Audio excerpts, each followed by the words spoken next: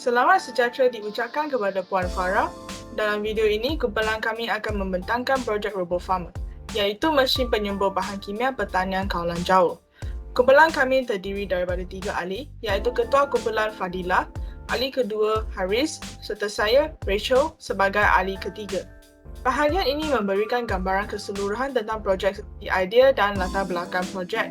Bab ini juga membincangkan penyataan masalah, objektif projek, skop kajian dan rasional. Sektor pertanian merupakan salah satu sektor yang penting bagi negara membangun seperti Malaysia. Ia adalah penyumbang asas bagi pembentukan ekonomi Malaysia dalam era selepas merdeka, di mana pada masa tersebut majoriti penduduk fokus kepada aktiviti ekonomi berasaskan pertanian dan perlombongan. Perladangan berskala besar telah ditubuhkan sejak zaman penjajahan British. Ini telah membuka peluang kepada tanaman baru seperti getah, kelapa sawit dan koko. Beberapa tanaman ditanam untuk tujuan domestik seperti pisang, kelapa, durian, nanas, padi dan rambutan. Pertanian di Malaysia membentuk 12% dari keluaran dalam negara kasar, dan 16% penduduk Malaysia bekerja melalui beberapa jenis pertanian. Petani harus menjaga tanaman menggunakan baja dan racun bagi meningkatkan hasil tanaman. Baja kebiasaan disembur ke tanaman bagi membekalkan nutrien tambahan yang membantu kepada peningkatan hasil tanaman, manakala racun digunakan untuk mengurangkan persaingan tanaman dengan tumbuhan lain yang tidak dikehendaki. Oleh sebab demikian, proses membaja dan meracun merupakan suatu perkara yang penting. Namun begitu, proses membaja dan meracun yang masih diamalkan oleh petani sangat jauh dari peredaran zaman. Petani harus menggalas alat yang berat di belakang badan mereka. Hal ini menyebabkan petani perlu menggunakan tenaga manusia yang banyak dan mengalami sakit belakang apabila menggunakan alat ini untuk masa yang lama. Selain itu, badan petani akan terdedah kepada bahan kimia berbahaya yang terdapat di dalam baja atau racun. Ini boleh menyebabkan petani mengalami masalah kulit dan pernafasan. Kesimpulannya, keselamatan dan kesihatan petani akan terjejas. Tambahan lagi, petani harus mengeluarkan duit yang banyak bagi menggunakan alat penyembur baja dan racun yang berteknologi tinggi. Tidak dapat dinafikan bahawa sudah wujud alat penyembur baja dan racun moden seperti drone peladangan di pasaran. Namun begitu, kos pembelian dan penyelenggaraannya yang tinggi menyebabkan petani tidak mampu untuk memilikinya. Berikut adalah objektif kajian, iaitu mereka bentuk mesin yang boleh menyembur baja dan racun dengan dikawal secara jauh, mengurangkan penggunaan tenaga manusia serta menjimatkan kos pembelian. Dalam menjayakan projek ini, terdapat beberapa batasan yang perlu dipatuhi. Antaranya adalah RoboFarmer hanya sesuai digunakan di kawasan rata dan tidak berbukit.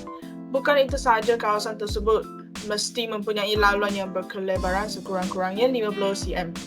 RoboFarmer sesuai untuk tanaman kecil dan sederhana seperti pokok cili, pokok limau, pokok oren, pokok delima dan sebagainya.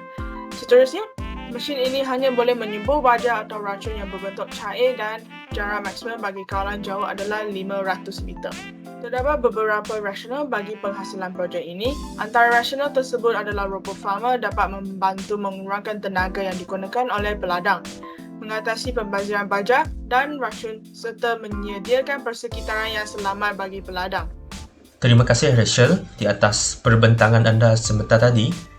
Baiklah, saya Haris bin Morhaimi akan membentangkan tentang bab 2, iaitu kajian literatur.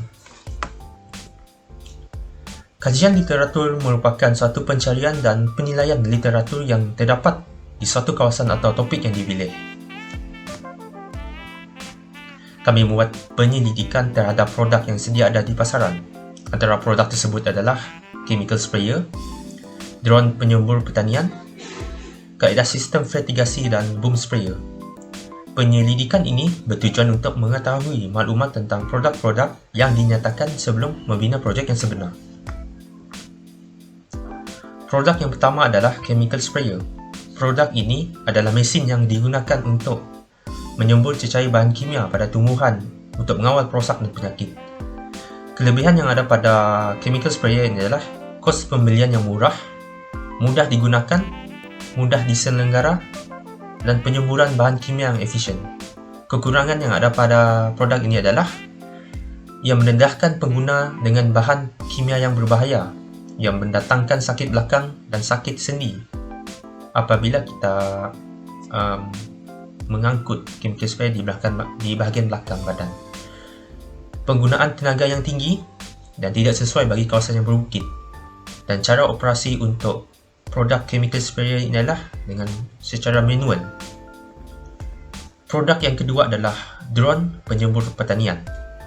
Produk ini merupakan alat teknologi yang membantu para petani untuk menyembur racun dan menyebar biji benih di kawasan yang luas. Kelebihan yang ada pada produk ini adalah penggunaan tenaga manusia yang rendah dan sesuai bagi semua bentuk muka bumi kerana ianya diterbangkan. Kekurangan yang ada pada drone penyembur pertanian ini adalah ia memerlukan kepekanan yang tinggi untuk mengendali penerbangan drone. Terusnya, kos pembelian yang tinggi, sukar untuk diselenggara, penyemburan bahan kimia yang tidak efisien, dan bahan kimia berisiko untuk dipesongkan oleh angin. Cara operasi untuk drone penyembur pertanian adalah manual, iaitu kawalan jauh dan automatik. Produk atau kaedah yang ketiga adalah sistem fertigasi. Fertigasi adalah kaedah pemberian baja melalui sistem pengairan titis. Dalam sistem ini, cecair baja disalurkan di dalam pengairan. Kaedah ini banyak digunakan dalam sistem tanaman tanpa menggunakan tanah. Kelebihan yang ada pada sistem fertigasi adalah ianya lebih produktif, ianya mengurangkan kos pengurusan dan operasi, ianya menjimatkan air dan baja, bersih dan mesra alam, ia menghasilkan tumbuhan yang sihat. Kekurangan yang ada pada sistem ini adalah kos permulaan yang tinggi, ia memerlukan air yang berkualiti tinggi, ia mesti menggunakan baja yang spesifik sahaja dan ianya berkos yang tinggi. Dan hanya boleh digunakan untuk membaja. Dan cara operasi untuk sistem ini adalah secara automatik. Produk yang keempat adalah boom sprayer. Produk ini merupakan mesin pertanian yang digunakan untuk menyembur cecair baja. Mesin yang berpenggerak sendiri ini dioperasikan oleh satu operator yang dipasang dan diletakkan di belakang traktor serta disambungkan dengan PTO, iaitu Power Take Off, sebagai sumber tenaga. Kelebihan yang ada pada boom sprayer ini adalah saiz tangki yang besar, mempunyai bentuk yang kukuh dan penyemburan yang lebih tepat. Kekurangan yang ada pada boom sprayer adalah tekanan rendah pada penyemburan, kos pembelian yang sangat tinggi, tidak sesuai bagi kawasan ladang kecil atau sederhana, dan memerlukan saiz traktor yang besar yang diperlukan di kawasan ladang yang luas untuk beroperasi. Dan cara operasi untuk boom sprayer adalah manual dan automatik.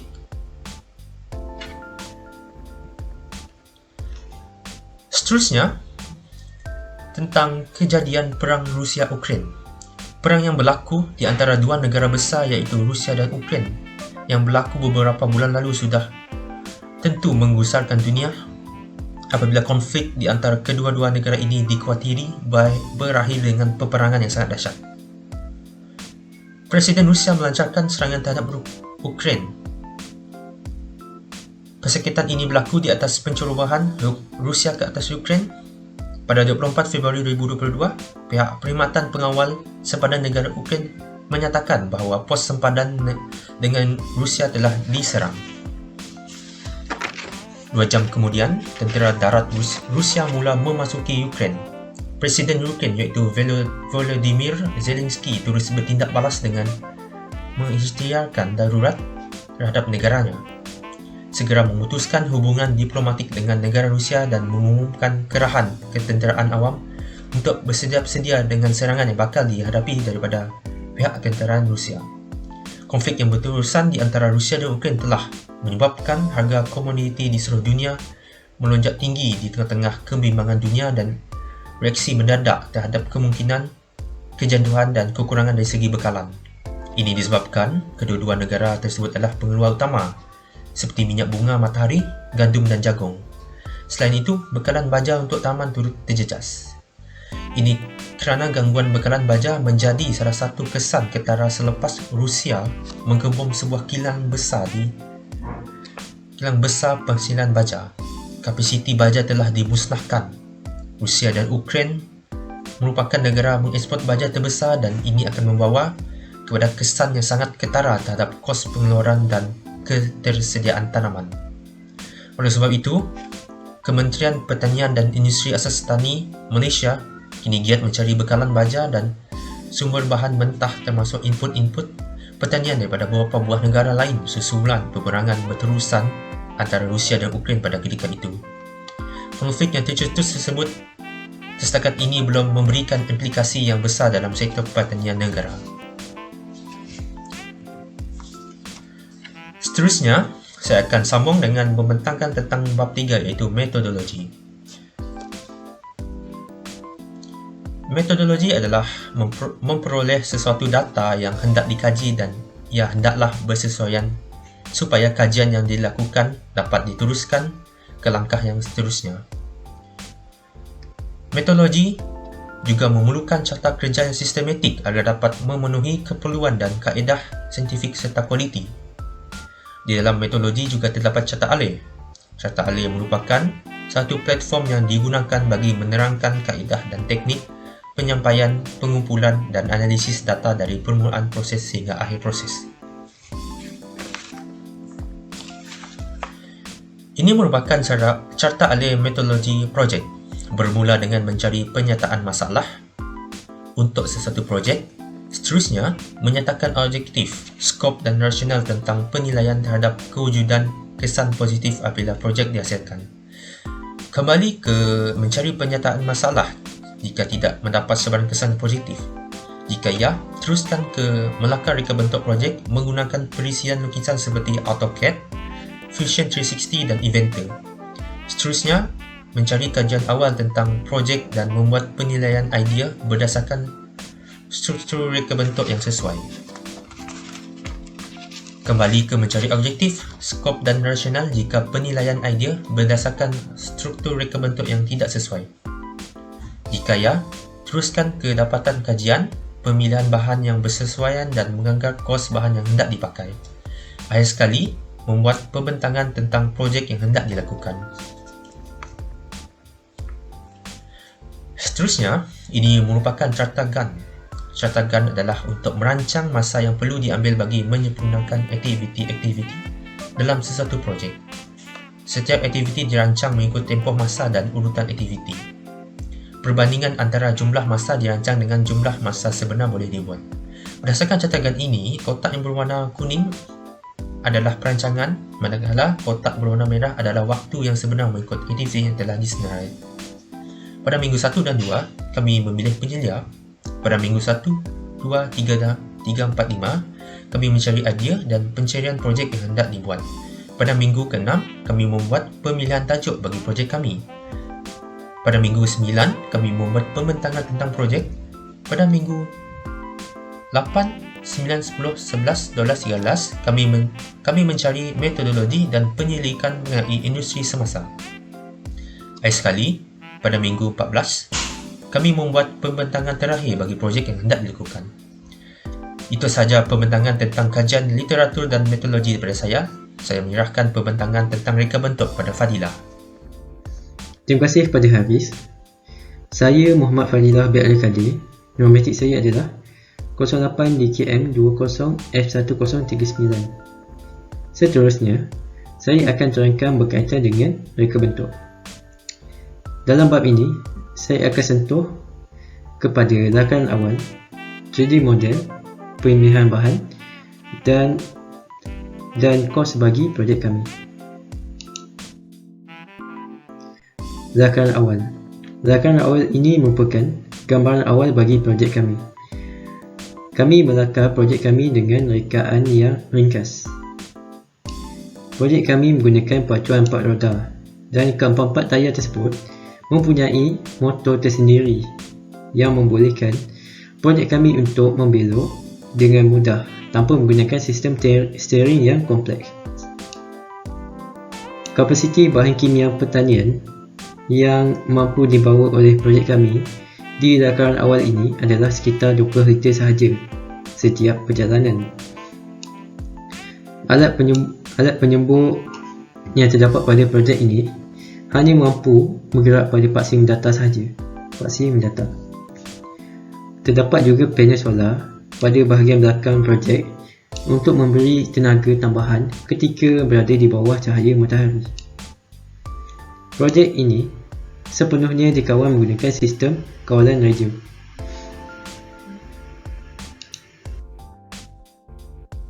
Seterusnya adalah model 3D bagi projek kami. Setelah kami lakukan kajian terhadap produk sedia ada, kami telah menambah baik segala kekurangan yang terdapat pada rakan awal kami. Reka bentuk ini masih mengekalkan sistem pacuan 4 roda seperti rakan awal sebentar tadi. Rangka bagi projek kami direka dengan lebih besar dan kukuh supaya dapat menampung lebih banyak bahan kimia peradangan pada suatu masa. Perubahan ini membolehkan projek kami untuk membawa sehingga 30 liter cecair peradangan. Sistem penyerap hentakan, sistem suspension, telah ditambah pada rekaan ini untuk membolehkan ianya lebih tahan rasak terhadap permukaan muka bumi di kawasan ladang. Sistem penyemburan pada produk ini juga telah ditambah baik dengan mewujudkan satu paksi baharu, iaitu paksi menegak. Jadi kita akan ada dua paksi, iaitu paksi mendatar dan paksi menegak, yang membolehkan alat penyemburan di bahagian hadapan ini untuk bergerak dengan lebih bebas. Kebanyakan bahan yang diperbuat daripada plastik akan dihasilkan menggunakan kaedah cetakan 3D. Ini sistem suspension dia. Okey.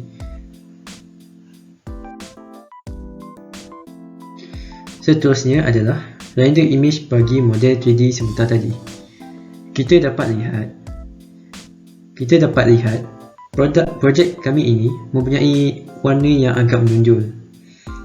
Hal ini penting kerana kami mahukan produk kami ini untuk mudah dikesan ketika berada di kawasan ladang, supaya kita dapat elakkan sebarang kemalangan ketika operasi pembajaan atau meracun dijalankan.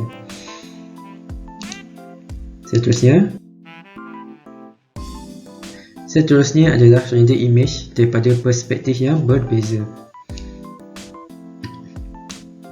Kita dapat lihat terdapat dua braket pada bahagian belakang. Yang memegang satu batang paip PVC. Bahagian ini dipanggil sebagai boom sprayer. Ianya berfungsi untuk menyembur baja pada arah yang spesifik. Sebagai contoh, kita dapat lihat dia akan menyembur pada bahagian kiri dan kanan. Mereka bentuk bagi boom sprayer ini kita boleh pelbagaikan. Sebagai contoh, kita boleh arahkan nozzle kepada arah belakang sahaja supaya ia akan spray pada arah tersebut sahaja. Arah ini saja. Kita letak sebanyak mana nozzle yang kita boleh pada bahagian itu sahaja, pada arah belakang sahaja. Itu sebagai contoh lain bagi boom sprayer.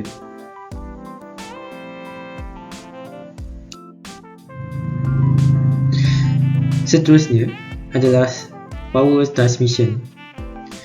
Power transmission yang kami gunakan adalah sistem gearbox. Sistem ini digunakan bagi menyalur tenaga daripada motor DC kepada roda. Nisbah pada gearbox ini adalah 2:3. Sistem ini dapat meningkatkan output torque dengan mengurangkan output RPM pada roda.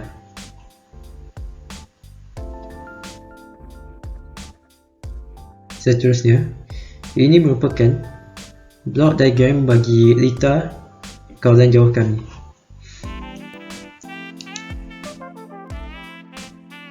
Seterusnya adalah pemilihan bahan. Bahan pertama yang kami pilih adalah rectangular hollow section. Ianya digunakan sebagai asas bagi bahagian bodi. Ianya dibuat daripada keluri lembut. Ianya dapat memberi ketahanan yang cukup bagi menampung beban yang berada di atasnya. Seterusnya adalah flat bar. Flat bar ini digunakan sebagai lantai bagi menampung tangki bagi bahan kimia peradangan kami. Ianya dibuat daripada bahan keluri lembut. Ianya dapat memberi ketahanan yang cukup bagi menampung beban yang berada di atasnya. Seterusnya adalah DC motor. Gear DC motor 12 volt. Gear DC motor ini digunakan kerana ianya mampu menggerakkan tayar dengan torque yang tinggi. Sistem gearbox yang terdapat pada motor ini berfungsi bagi meningkatkan output torque dengan mengurangkan output RPM pada tayar. Seterusnya adalah servo motor. Servo motor ini digunakan untuk mengawal pergerakan bagi alat penyamburan. Terdapat satu sensor di dalam servo motor ini yang membolehkan kita untuk mengawal pergerakan sudutnya dengan tepat. Servo motor ini adalah kalis air. Water pump. Seterusnya adalah water pump.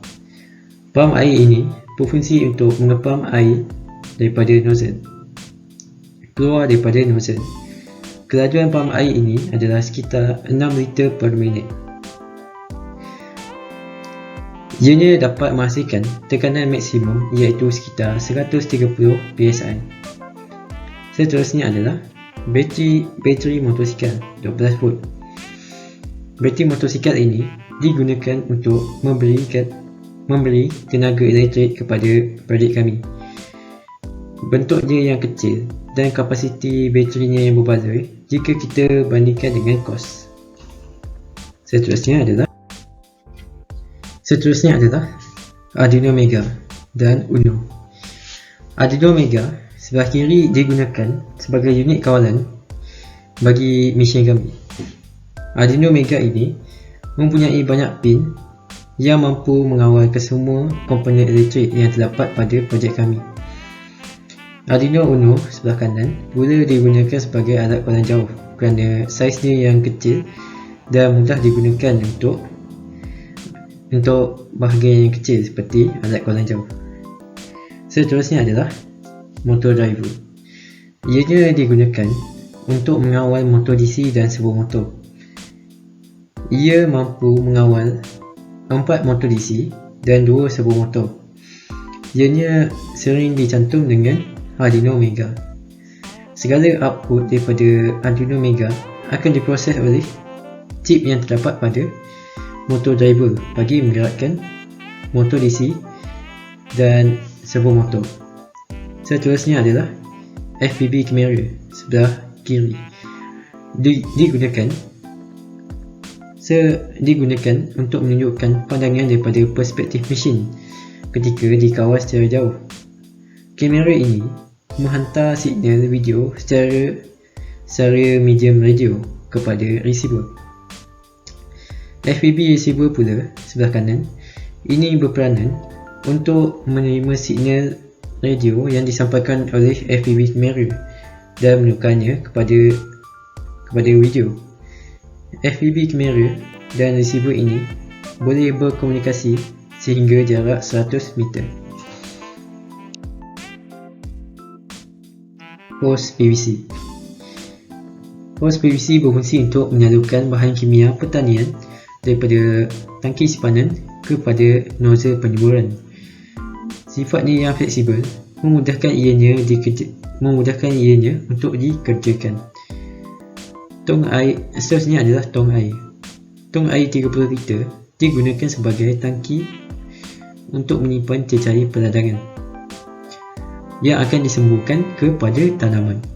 Seterusnya, tangki air ini diperbuat daripada bahan yang tahan lasak iaitu PVC.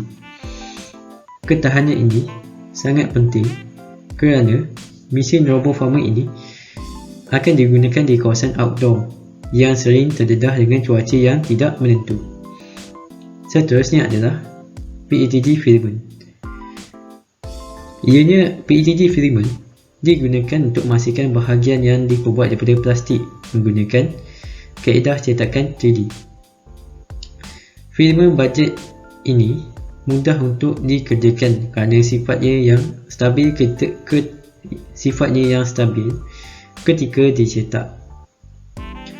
Seterusnya, ianya mempunyai kekuatan tegangan yang cukup bagi menampung segala beban di atas mesin ini. Seterusnya adalah kos bahan.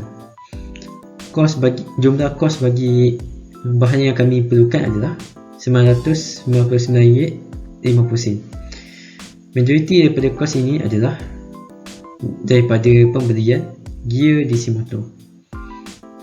Kami hanya membeli gear DC motor yang berkualiti tinggi yang mampu memastikan torque yang tinggi pada projek kami. Itu saja bahagian saya. Saya akan serahkan kepada Rachel. Dapatan kajian. Dalam bahagian ini, statistik respons serta perbincangan hasil soal selidik akan dibincangkan. Pertama sekali, carta ini menunjukkan jumlah respon daripada responden mengenai permasalahan yang dihadapi dalam satu peladangan. Berikut adalah panduan bagi soalan tersebut. Seterusnya, carta berikut menunjukkan kaedah mana yang lebih menjimatkan bahan kimia pertanian. Carta ini pula merupakan penyakit yang boleh dihadapi oleh peladang jika terdedah dengan baja dan racun peladangan berdasarkan perspektif responden. Selain itu, carta di bawah menunjukkan sistem kawalan jauh yang sesuai bagi mesin ini berdasarkan pendapat responden. Berdasarkan menganalisis dan meneliti respon bagi soal selidik ke atas sejumlah individu, kami dapati bahawa penjagaan tanaman adalah sangat penting. Tanaman ini boleh dijaga menggunakan cara membaja dan meracun tumbuhan atau serangga perosak. Selain itu, kami juga dapati bahawa pendedahan bahawa kimia peladang terhadap individu adalah sangat berbahaya kepada kesihatan mereka. Seterusnya, lebih daripada separuh responden bersetuju bahawa drone pertanian lebih menjimatkan menggunakan bahan kimia pertanian berbanding chemical sprayer. Akhir sekali, majoriti daripada responden berpendapat bahawa sistem kawalan jauh yang sesuai bagi mesin ini adalah kedua-duanya, iaitu sistem radio kawalan jauh dan sistem kawalan internet. Kesimpulannya, kita dapati bahawa penjagaan tanaman adalah penting dan proses membaja dan meracun perosak merupakan langkah untuk menjamin kesihatan tanaman. Kami perlu menggunakan teknologi semburan yang digunakan oleh sistem drone kerana ianya lebih efisien. Selain itu, majoriti daripada responden setuju untuk produk yang kami ini diinovasikan. Pembendangan kumpulan kami sampai di sini. Sekian, terima kasih.